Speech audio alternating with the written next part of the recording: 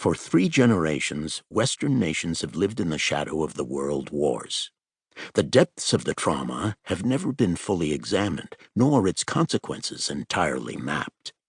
But we know that within a few years after the end of the Second World War, political life in these countries underwent an unprecedented revision. By the 1960s, the old Protestant nationalism that had animated the generation of Franklin Roosevelt and Dwight Eisenhower had been set aside, and Enlightenment liberalism became the new framework within which American political life was conducted. America was given what was, in effect, a new liberal constitution that guaranteed the civil liberties of blacks and other minorities, but also banned prayer and Bible reading from the schools and lifted earlier legal restrictions on divorce, pornography, immigration, and abortion.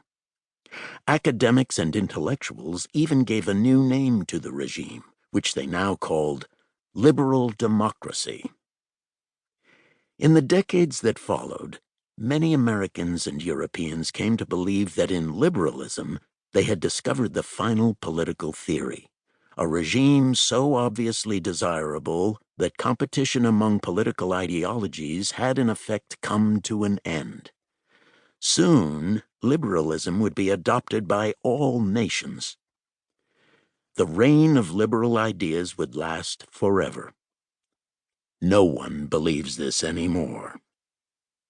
5 years of political upheaval, from 2016 to 2020, was all it took to shatter the hegemony of Enlightenment liberalism.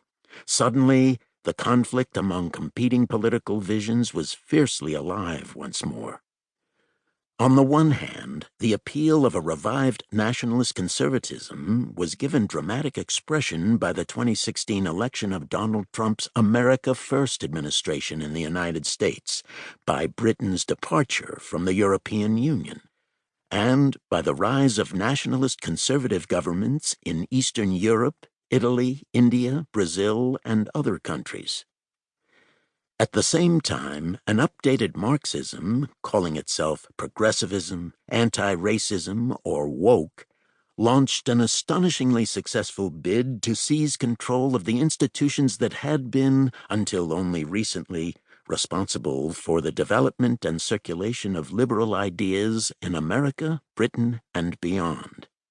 Indeed, by the summer of 2020, most of the important news media, universities, and schools, big tech and other major corporations, and even the government bureaucracy and the military had adopted a policy of accommodating the new Marxism and advancing its agenda.